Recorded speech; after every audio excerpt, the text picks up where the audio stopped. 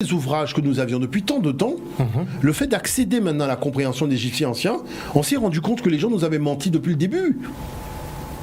C'est là que se trouve vraiment l'imposture.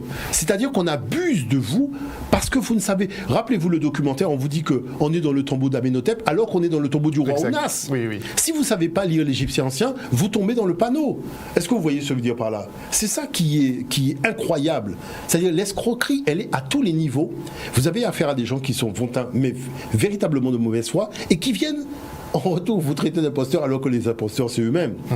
Et qu'il n'y a pas le désir de dire un minimum de vérité sur cette question-là. Alors j'ai amené justement M. Pomouri, qui a fait une intervention sur la problématique du traitement de l'historiographie de Cheikh Anta Diop. Ce serait bien qu'on prenne le temps de regarder même 2 minutes de son intervention, parce que c'est quand même intéressant.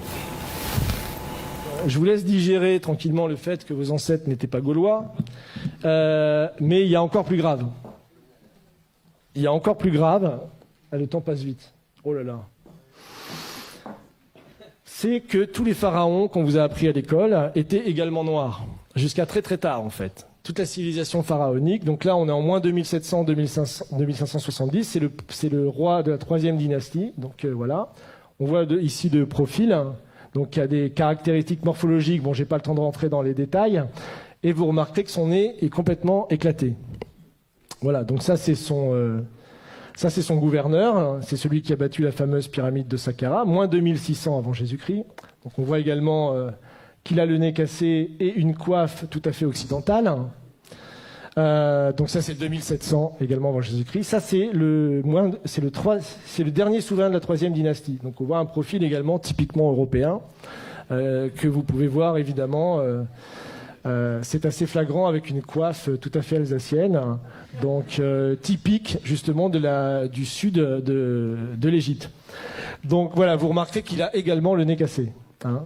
Voilà, ça enfin c'est un petit peu plus tard.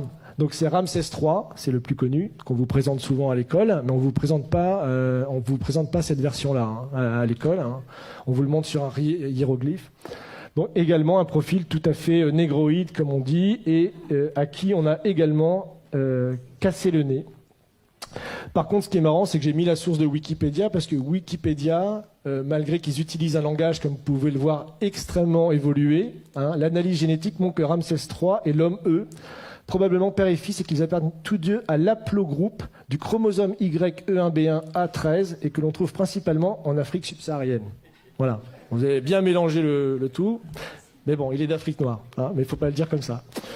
Donc voilà, donc là on est quand même en 1186 avant Jésus-Christ.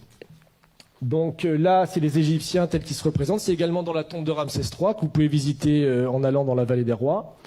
Donc 1200 avant Jésus-Christ montre que les Égyptiens, voilà, ça c'est l'Égyptien, ça veut dire Égyptien, et qui se représente comme ça ici, hop. Voilà, l'Égyptien vu par lui-même, donc voilà, ça c'est 1200 avant Jésus-Christ.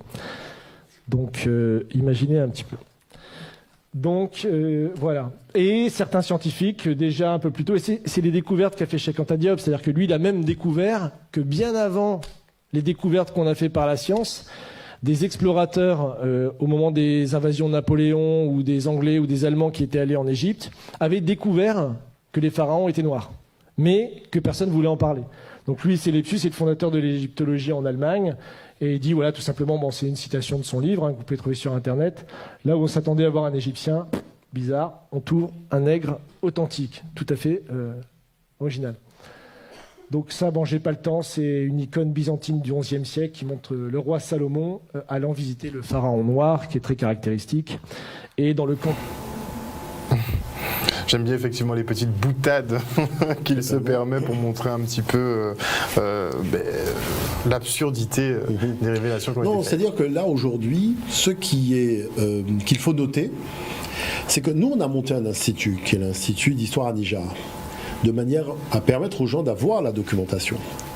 Et que je pense que les jeunes surtout doivent comprendre qu'ils ne peuvent pas rester passifs devant de telles attaques, devant un tel comportement éhonté qui a pour vocation véritablement de nuire à la vérité et de créer des antagonismes entre les peuples humains. Et qu'il faut arriver à tourner la page de cette raciologie.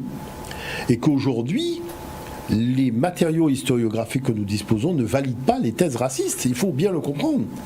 Et que la chose qui est extraordinaire, c'est qu'on ne remet pas en question l'intelligence occidentale. Mais on dit simplement que quand on raconte l'histoire de telle ou telle science, l'histoire de tel ou tel objet, il ne faut pas oublier de mentionner l'Afrique. Je prends par exemple, j'étais en discussion avec un monsieur en Afrique du Sud, je lui disais, est-ce que vous savez que la cornemuse est une invention de l'Afrique ? On a trouvé des cornemuses en Égypte. Est-ce que vous voyez ce que je veux dire par là ? Le pigeon voyageur, c'est une invention de l'Égypte noire pharaonique. C'est-à-dire que vous avez beaucoup le bowling, toutes ces choses-là qui existent, là, le couteau, la fourchette, des choses même comme le scalpel, ou la chirurgie. Ce sont des choses qui viennent de l'Égypte noire pharaonique, de l'Afrique noire pharaonique. Il faut savoir que aucun noir n'a jamais appelé son pays Égypte. C'est un mot grec. Les gens appelaient leur pays Kemet ou Kemiou. Et Kemiou, comme disait René Louis Tillet, la seule façon de traduire ce terme, c'est le pays de ceux qui sont noirs. Vous voyez ? La terre noire, certains traduisent par la terre noire. Il n'y a pas de terre noire, parce que le Newt, qui est le déterminatif, quand vous faites Newti, ça veut dire les citadins, ça ne veut pas dire les terriens. D'accord. Mais comme c'est une science qui a été bâtie à l'époque de la raciologie idéologique des Lumières, on tente de donner à tous les termes litigieux une connotation occidentale qui arrangerait leur thèse. Mais un jour viendra où tout ça sera tout simplement mis à mal par je dirais une jeunesse aussi d'égyptologues occidentales qui va à un moment décider de régler définitivement cette question. En tout cas, nous, en ce qui nous concerne, c'est quelque chose qui a été réglé. Nous sommes revenus là-dessus parce qu'il y a eu ce débat à la télévision, ce reportage, mais on a déjà beaucoup avancé, puisque le problème ne se situe plus là aujourd'hui, mais tout simplement de bâtir nos humanités classiques africaines. C'est là où se trouve cette réalité, c'est ce que nous faisons à l'Institut d'Histoire à Niger. Voilà. Merci beaucoup, Nusere Kalala Omotunde. J'espère qu'on vous retrouve jeudi prochain pour une nouvelle émission, effectivement, sur cette anthropologie noire. Et je tiens quand même à rappeler que bientôt, on aura l'occasion d'avoir ces spécialistes des mathématiques africaines, parce que le colloque que nous allons organiser aura lieu le 31 octobre jusqu'au 3 novembre, et je ferai venir vraiment des spécialistes sur le plateau, de manière à faire en sorte qu'ils puissent vous expliquer comment cette culture noire, elle est fondamentalement scientifique. Je pense on attend avec impatience qu'ils soient là parmi nous. Merci beaucoup en tout cas d'être venu sur ce plateau. On se retrouve la semaine prochaine. La tranche info, c'est fini pour ce soir. Après la coupure pub, retrouvez Brigitte Zabarel pour Santé 10. Passez une excellente soirée à l'écoute des programmes de Canal 10 Télévision.